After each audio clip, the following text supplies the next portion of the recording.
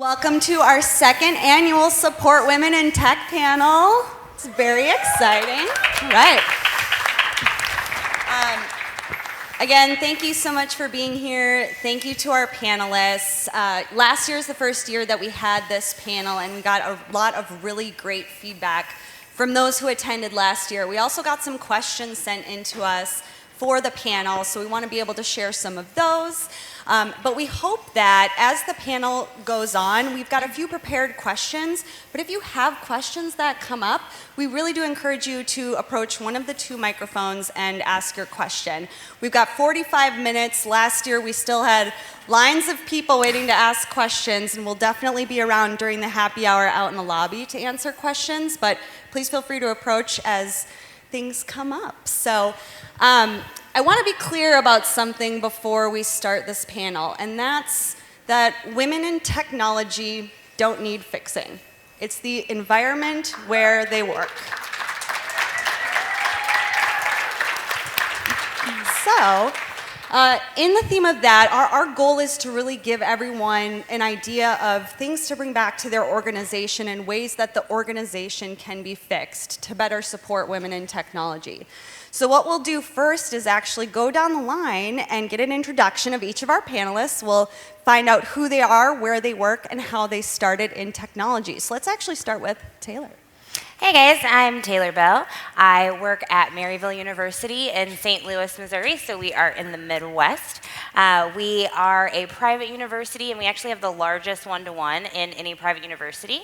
And I'm the Jamf admin there, and I also serve as our instructional technologist, so supporting our learning management systems. And I had a kind of interesting journey into tech through being a music therapist and working in therapy, and kind of finding out that using tech in my job and using tech in my undergrad career kind of skyrocketed me, and I am now Jamf admin in there every day. Hi everyone, my name is Tanya. I'm an Apple sysadmin at Seek. It's an employment and volunteer business run out of the headquarters in Melbourne, Australia. I've been working there for 2.5 years. Before that, I was an Apple tech at RMIT University. And before that, I worked in Apple Care, so at the call center doing level 1 Apple support. I have always been interested in IT. I went through high school not having a computer at all, but the TI-83 calculator was pretty cool. And I ended up doing enrolling in computer science liberal arts double degree at Monash Uni, and I dropped out after a couple of years, and then from there just went straight into doing Apple Care support. Yeah, that's it. I'm Tracy DeLassy. I work at Ridley School District, just outside of Philadelphia, Pennsylvania. We are a 1-to-1 school for student iPads, and a 2-to-1 school for teachers, and about a 3-to-1 ratio for administrators. We have several thousand devices that we manage, and we basically have been doing this for about 5 years now with Jamf. So it's been a really great relationship that we found and established with Jamf. I started in IT actually accidentally. I was in jewelry retail sales for 18 years before I came to work in IT, and it was kind of an accidental thing, and I've just been thriving ever since I've been in it. I love it. I failed my computer programming class while I was in high school, so I felt as though I had absolutely no future in tech, and here I am. Hi everyone, my name is Ariela Harmony. I'm a product manager at Electric, and I started off my career in tech about 8 years ago since graduating from Brandeis University. I have been a product manager for about 4 years, and I'm currently studying at NYU Stern getting my MBA. And I actually work with Jamf in a way of incorporating it into our product, and we actually install Jamf on end users' devices, so it's a part of the product that we're building at Electric. And I actually also studied fine arts as an undergrad, so I like to incorporate art into the way I actually build technology. Hey everybody, I'm Josh Yagh. I'm the Director of Partner Marketing at Jamf. And I got into the technology industry, I think from a very young age when my uncle first taught me how to write HTML. And from there I figured out what TCP/IP was, and then I started building my own computers, and then abandoned my mom's dreams of being a musical performer and just sort of embraced technology. Worked with Apple for a few years and now I've come to Jamf. Great, thanks. And my name is Jen Kaplan. I'm the Director of Product Marketing at Jamf. I also accidentally kind of fell into technology. My first job out of college was coding emails in HTML. Didn't know what I was doing. I had one of those HTML for Dummies books. I still have that book. It probably needs an update. Great. Well, let's get started. Let's dive in. First question. So we want to talk about making the case for gender diversity in organizations. And the first question we have is, how have you made the case for gender diversity in your organization, and what do you think are the most effective strategies in developing diverse teams? I can kind of speak to this one. So we have a very robust strategic plan at Maryville. So we have some support from leadership. So that's kind of the first step in being able to create diversity in your organization. And we had a really specific instance with our online learning program. We started with 2 designers, learning designers, and we realized that all of that content, while they were following style guides and content guides, it all kind of had the same feel because it was being designed by the same 2 people across every course in every school and college. And so just looking at that, saying, let's diversify that team, let's enlarge that team and bring some more people in, we've been able to create a model for that and actually take diversity and inclusion outside of that and across the entire community. So just having a plan to notice if there is a lack of diversity in an area is a great first step. I think that at SEEK there's been lots of different attempts to increase the number of women specifically in the developer teams, and it's one thing to increase the diversity in those teams. It's another thing to make sure that the diversity actually stays that way. It needs to be a supportive environment. So for that to happen, I think that I've been speaking to some colleagues involved in the Women in Tech Action Group at SEEK. They've been really pushing for diversity and inclusion to be included as an OKR or a KPI for the leadership team of the organisation, because it really has to come from the top. Otherwise, momentum gets lost. And something else that was mentioned to me that I think is just spot on is that a lot of the time, maybe especially in large organisations, the diversity and inclusion initiatives are driven by HR, and HR are very they have an important role, but they're not amongst the culture of the teams, of the groups that they're actually trying to help and trying to make improvements on. So it really needs to come from the leaders within those groups, and more than anything, it needs to be a explicit value for the company. There has to be that buy-in from the very top level. In my experience through K-12, I don't find that we're as lopsided in the diversity aspect. We have a female superintendent, and we do find that there is much more inclusion in every department for women. And in technology specifically, we're about 50-50 with our women to men ratio.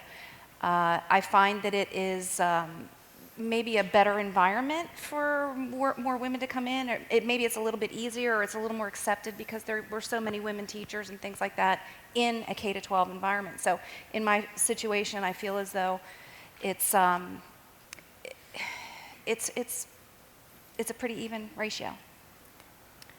At my company, I'm a product manager, and so I work very closely with other product managers and engineers. And so many of you may already know that that particular department tends to be predominantly male, and my company works very, very hard to hire more female representatives. But I think that comes from not just from hiring, but also encouraging women who might be interested in the organization to learn things like coding, to learn things like product, to actually go out and take the initiative to learn. If they didn't learn that in undergrad, if they might want to take classes like through Code Academy or even getting further education or higher education to learn those skills, I think that's a very important way of building that initiative, getting more women involved in tech and some of those real computer science related skills like engineering or product management. I might as well just finish the line of answers here. I think at Jamf, we struggle from kind of the opposite of what Tracy mentioned, which is in the tech space, there's a huge predominant gender bias in many ways. And so I think what's been really helpful for me and a lot of people at Jamf is to just realize that the product that we make for our customer base is not just an IT admin, it's teachers, it's students, and it's a lot of different people from different backgrounds, from different levels of experience and knowledge that we're building a product for. And it's sort of, we've gotten to a point where we have to embrace this idea that it would be very conceited of us to think that we could have one homogenous group that makes decisions about all of these people's backgrounds and what they need. And so we think through the lens of how do we create a diverse product with inputs and collaboration for a diverse population of people who need to use the product. And if we can put ourselves in that place, then I think it gives us a huge strength in the marketplace because we're building a product that's for everybody and not just one group of people. I really like the idea of making diversity in hiring a KPI for the executive leadership team. I'm going to put everyone in the audience on the spot. How many of you think or know that diversity in hiring or inclusion in hiring is part of your executive team's KPIs? Well, that's way more than I anticipated. That is awesome. That is setting the example.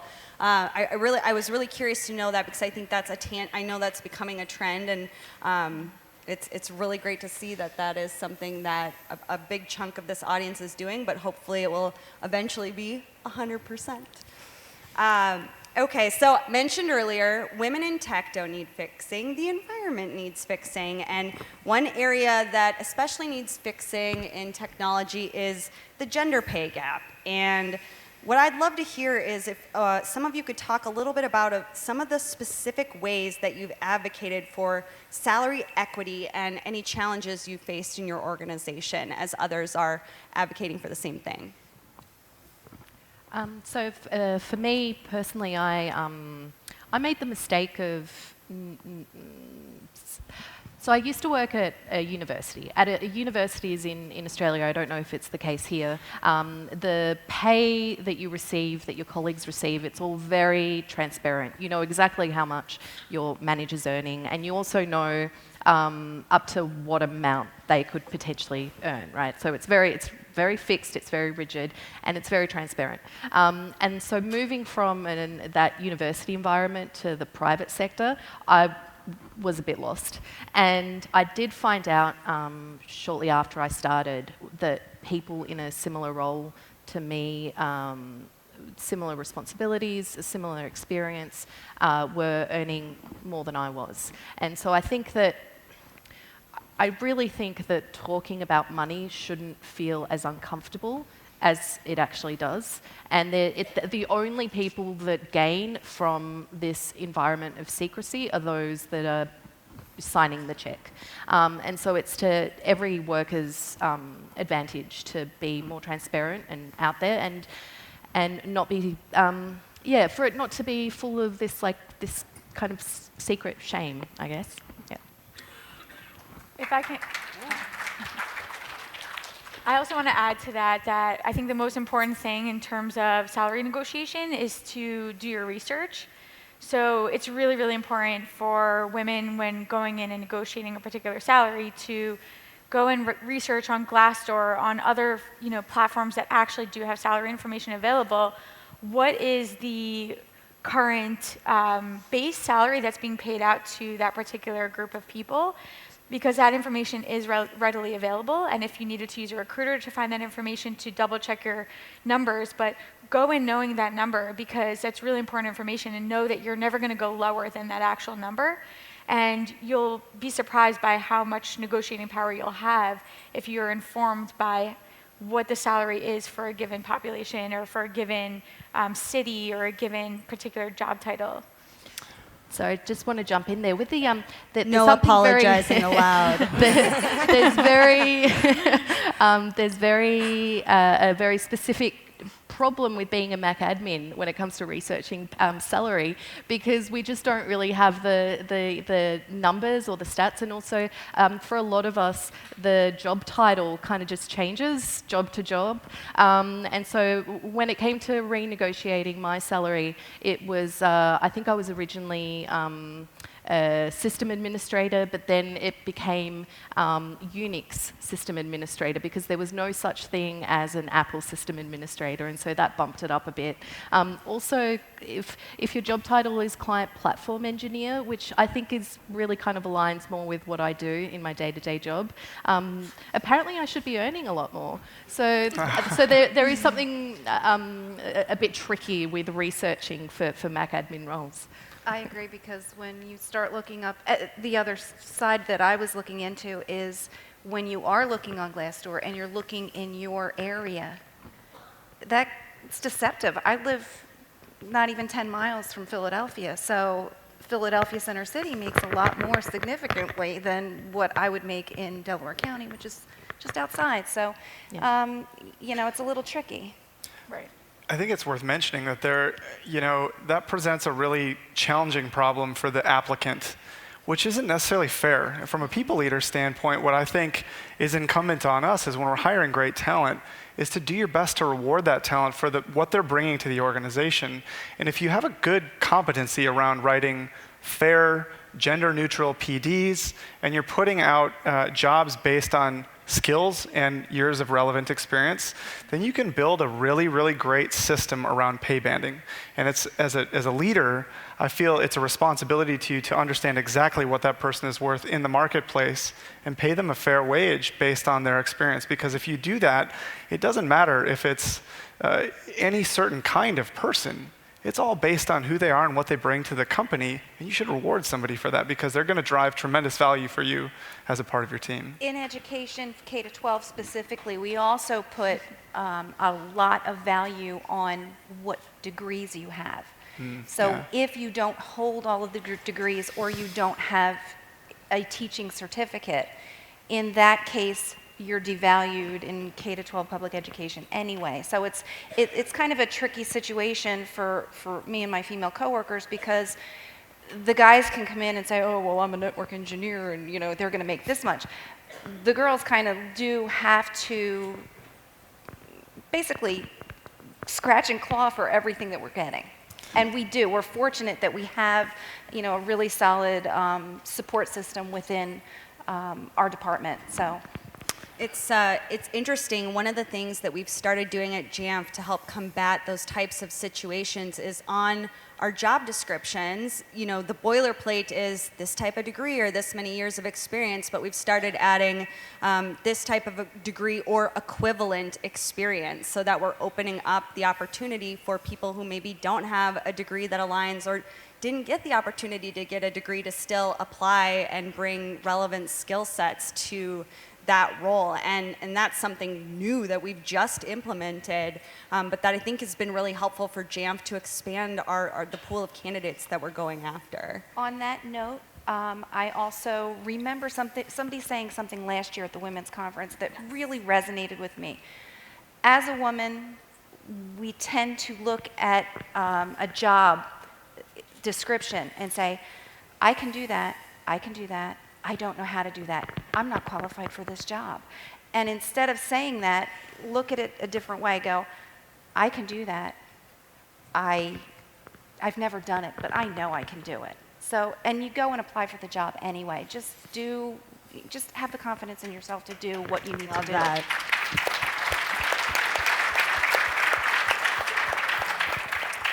Taylor, you have a really interesting story about a salary that I would love to also hear from you. So I think that it is very important. I'm so glad that you brought what you set up. Having an ally for in a male is really important in any organization, and I know we're going to get to that. But I was able actually to use one of my male allies who I've had since I was in a help desk role to go to him and say, hey, I know that you are really close with the CFO, and I need your help. I need you to be upfront with me about how that conversation went. I need you to tell me if there are any ins. I need you to tell me if I'm asking for too much or too little, or how I need to approach this. Does this person have any specific likes or dislikes when they have these conversations? Is this person going to think that I'm ridiculous for having this conversation with them?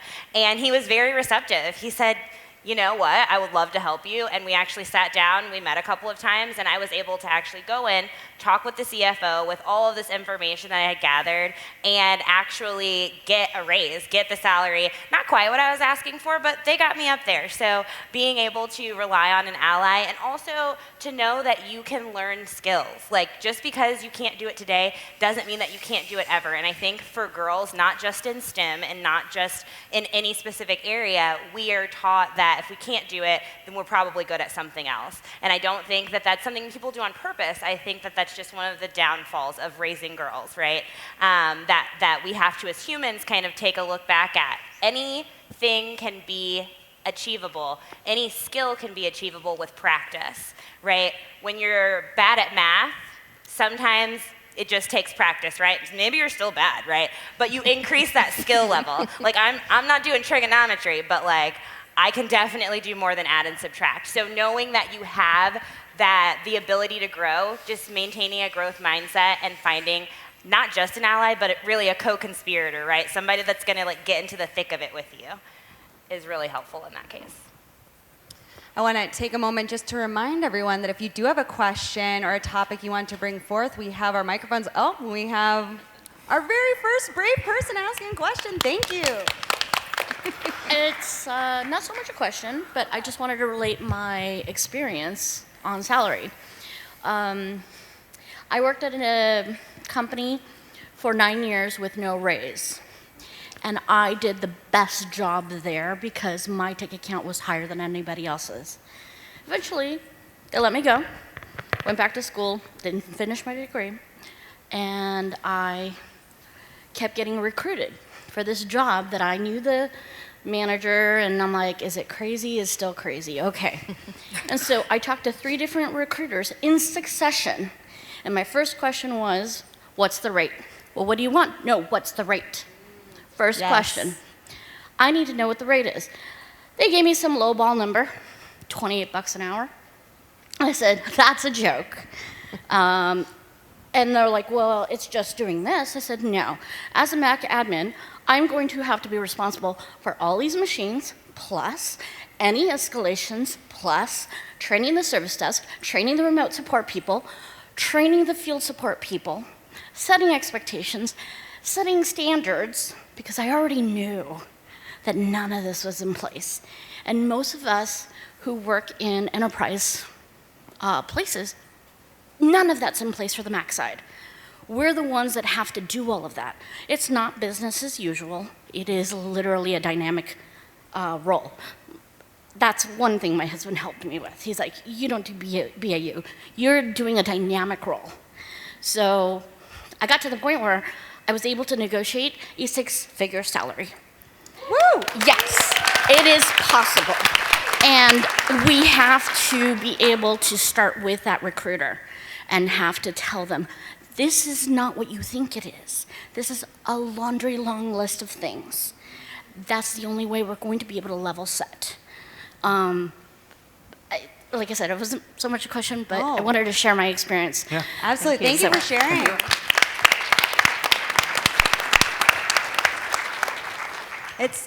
I'm so excited to hear that you had that, well, the end part of the experience, because I think a lot of us suffer from imposter syndrome. Right? Oh yeah, that's like audibles. Yep. Everyone, I do. Josh has actually had to give me all sorts of pep talks, probably on a weekly basis. He's like, remember this project and remember this thing you did well, which is why he's an ally on this panel, because he's a great ally.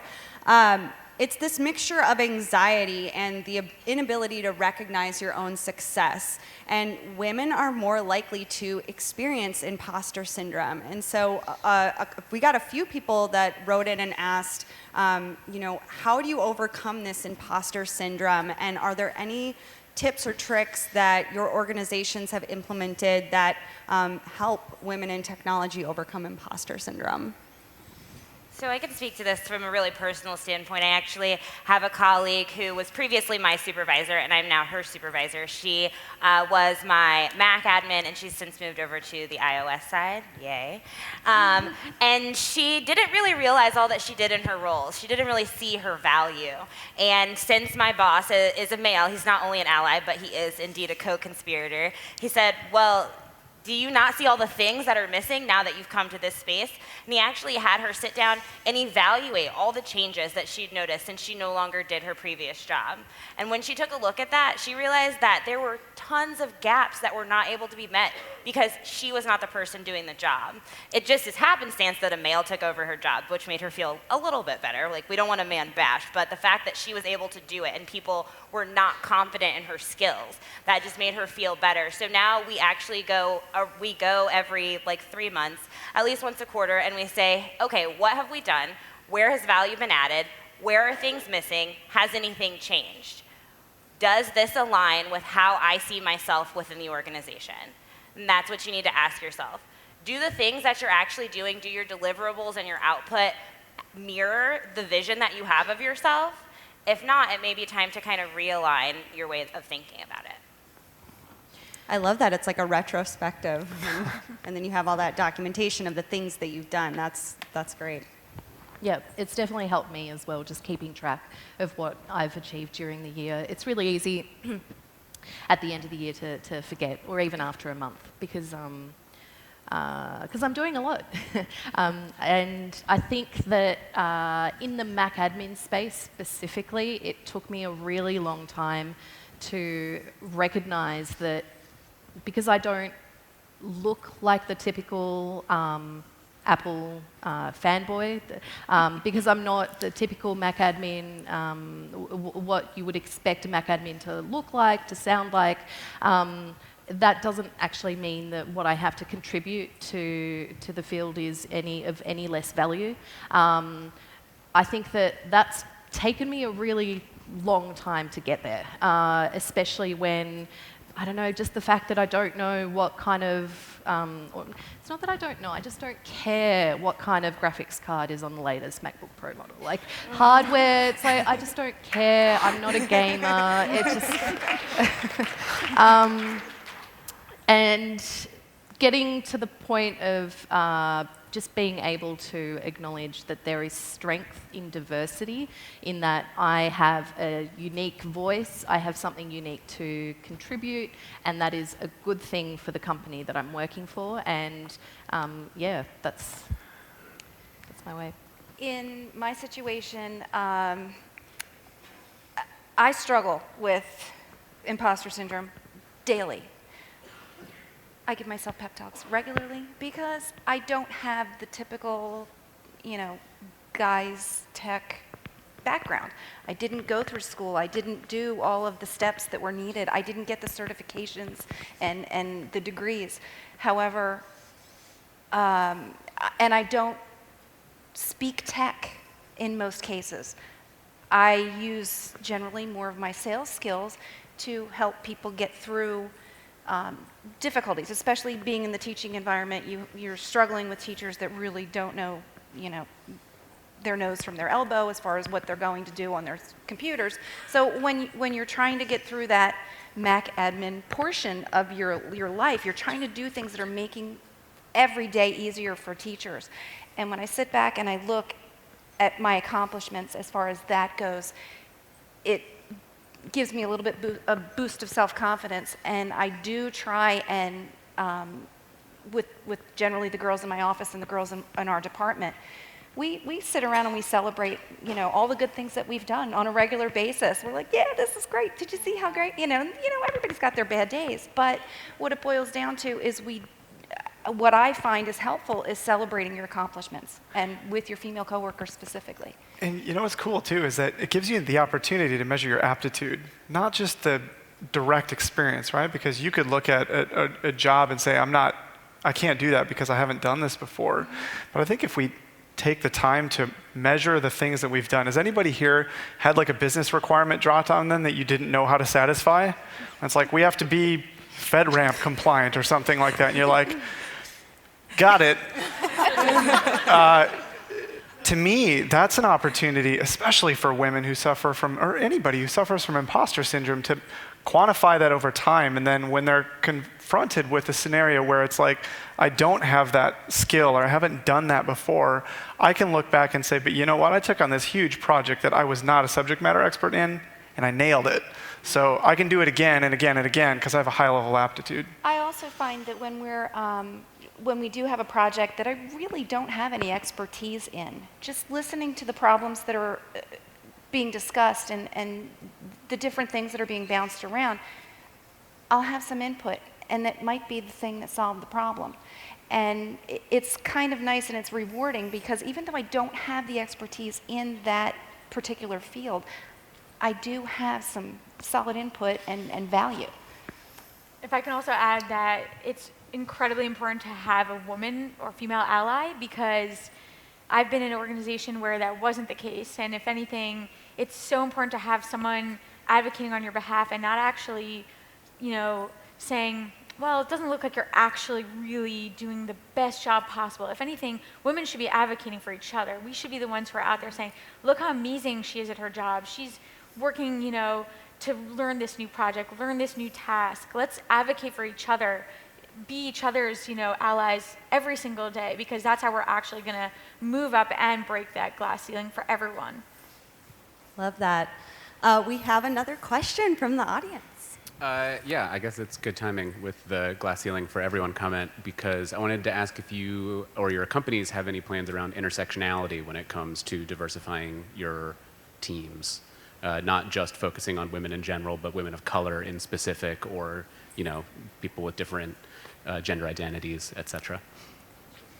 Great so question. I can speak to that. Maryville actually does include, our diversity and inclusion initiative is again, it's part of our strategic plan. So we have 4 points of a strategic plan, and I won't belabor you with the rest of them because they're not important right now. But diversity and inclusion reaches far beyond the idea of getting women into the tech space or getting women into the workspace and paying them equally. It includes intersectionality. So we actually have a group called Mocha Tea on campus, which started as a small group of women of color that worked in various spaces at the university, but that were just working in higher education. We were able to expand that to include our students now. So now we've got our female students, we've got a black male initiative for our male students and our male faculty and staff. We also have an LGBTQIA, not just for our students, so there's a MUGSA, Gay Straight Alliance, but we've also created the Alliance, which is our faculty and staff representation. So we do try to celebrate and embrace intersectionality, and we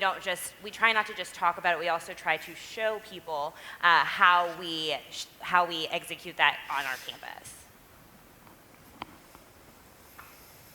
Awesome, and we have another question. It's a perfect piggyback, actually, and it's not really a question, more of a proclamation that while we talk about women in tech, that we really think a lot about trans women and gender nonconforming people. So while we talk about intersectionality, I think those people definitely are a part of this sliver of it in particular, and just kind of want to make that proclamation that we're thinking about those people and holding space for them while we talk about this. Yeah, Yes. for sure.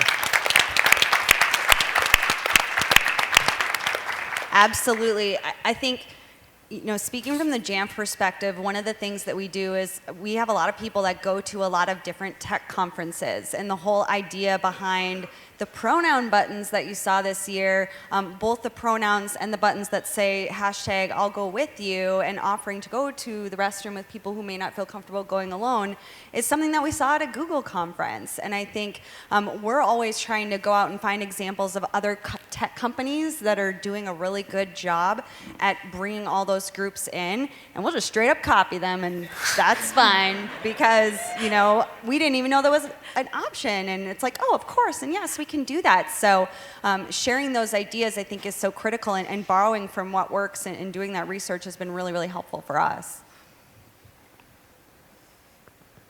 Now, the next question I have is, I think, especially for the women in the room and trans women in the room, everyone can probably think of a scenario where you wish you had an ally, a situation that happened where you just wish that someone would have stood up for you, whether it's male ally, female ally, and also scenarios where someone was an ally and someone did advocate for you. And so a couple questions also came in around any situations that you'd be willing to share around whether you wish you had an ally or an advocate, and a situation where you did have an ally and or an advocate. And maybe we'll start with the situations where you didn't have that ally or advocate, and what can we glean from those situations? Well, I had a situation shortly after I was hired in at Ridley. There was a gentleman that was hired literally the week after me. He had certifications and whatnot in Microsoft, and that was fabulous for him. But I have an innate problem-solving ability. He didn't. He was literally making almost twice as what I was making because I came in with nothing. So I was fortunate that I did have an advocate. I went to my boss. I said, this is crazy. It did take a while. I mean, I will say it took almost a full year of dealing with correcting his issues, and it was a difficult time. Let me just put it that way. And then fortunately my boss just says, you know what, we're giving you a raise because this is ridiculous that you're the one that's solving all of his problems. He's actually going out and creating some other issues, so let's get everything corrected, and we'll put you in a different level. So it was very fortunate that my boss could be my advocate at that point. I've worked in every single organisation, every single team that I've worked in. I've been the only woman. So something that's fairly common is is being referred to as I would have someone from maybe another department go by and say, "Good night, boys," or "See you, gents," or "Hi, gents." And now in the company that I work in now, all the communication is done via Slack. No, there's still human interaction, but it's a lot of the chatter is on Slack. And there have been similar occurrences. And I think that for me, when I've had a colleague call out that behaviour, not there and then, but they've gone and spoken to the person afterwards just to remind them that, I'm not a boy. It's really helped because it's that emotional labour of feeling that you have to have that conversation in the first place. It's like it's just so exhausting and stressful, and it's just, I've got better things to be worrying about, and so the idea that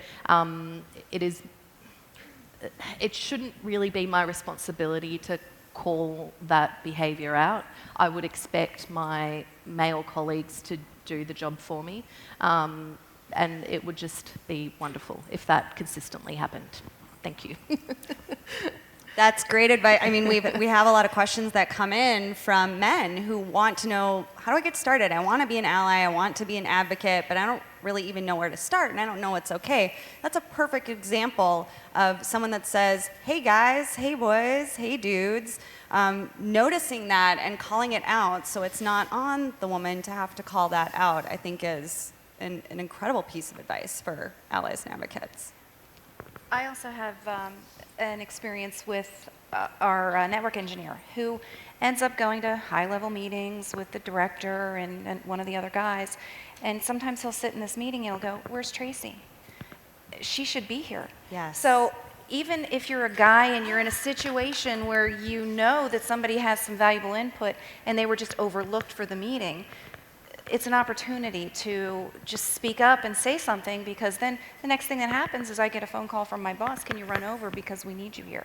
So it makes you, again, it gives you that confidence boost that you really do need, and it also puts you in a situation where you're just validated. I would also add to that that when you're, let's just say, in a meeting, when someone goes ahead and actually pulls up a chair to the table and makes sure that you have a seat at that table as well, that makes a huge difference. Because I've been in that situation where maybe I had back-to-back meetings, I came into a meeting room a minute late, and all the seats were taken, and someone actually got up and said, hey, you should be at this table. And that's really amazing, because that means I'm included in the conversation. Standing by the wall or by the door, you might as well be at your desk. So I think that that's a really brilliant move of making someone feel included in a meeting and empowering them.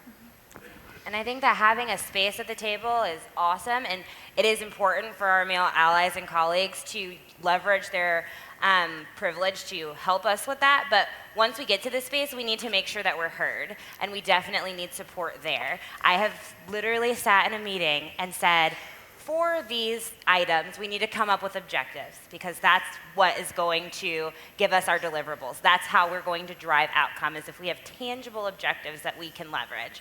And they said, well, we could do this and we could do this. And I was like, that's great. Those are examples. We're looking for objectives. Wrote an example objective. Said, you know what, we're not really making a lot of headway. Let's take it virtual. We'll finish it up online and then we'll reconvene. 2 days later, a male that was on that team wrote to the whole team and said, guys, I think we should phrase all of our responses, all of our ideas like this, and presented an objective. So then I had to actually go to another male on my team. I went to my supervisor and I said, hey, does this look familiar to you? How can we combat this? So not just getting to the table, not just talking at the table, but being willing to know your position and finding someone that can help you make sure that that's heard. Because it's not okay for someone to say, oh, that was a great idea. Yeah, it was a great idea, but Taylor had it. That's the part we want to hear. We want to make sure that women are getting credit for the things that they're contributing in every space. Yes.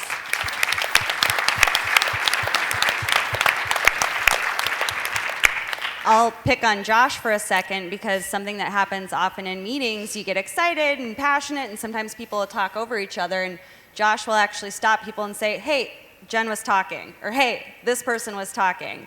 And now you see more and more people are doing that in meetings at Jamf, and it gives you the space to finish your thought and continue on. And I think that's also a really critical thing that allies and advocates can be doing, is bringing people to the table, remembering who the idea came from, and saying, oh yes, that was Taylor's great idea, let's do that. And then also, if women are being interrupted, stopping the speaker and saying, hey, she was still talking. I think these are all incredible examples. And it's not just women, it's introverts as well, yes, that just tend to maybe get ignored in those situations. I personally like to have at least 24 hours to work out a thought.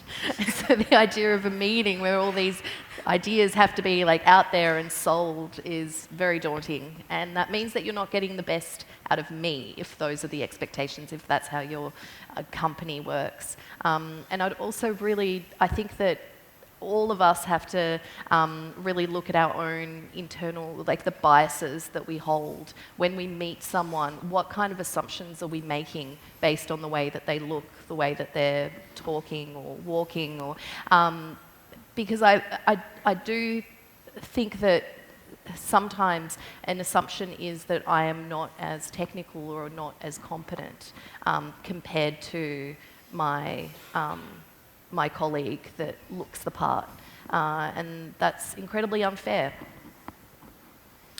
Another space to also build inclusion is also outside of work. So oftentimes there are socials, like happy hours, or maybe other events that people do outside of work. And I was actually recently in an experience where a coworker was planning an event, and it was really kind, because he went out of his way to include me in an event which was going golfing, which maybe that's not something I normally would do, but he went so out of his way that I thought, wow, that really demonstrated that, this group, even though I'm on a predominantly male team, they cared enough to make sure that I was included. And I think that a lot of relationships are built outside of work, and so remembering that you want to make sure that people are included to those events, because that's also a really big part of building relationships with your coworkers. That's great. Well, 45 minutes sure does fly by, but the great news is we have a happy hour after the panel out in the lobby.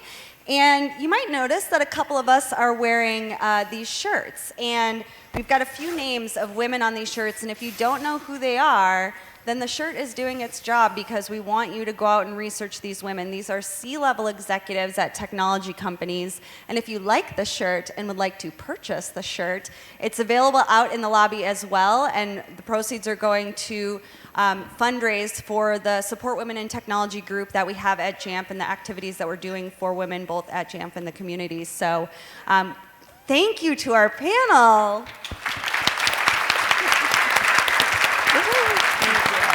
And thank you to all of you.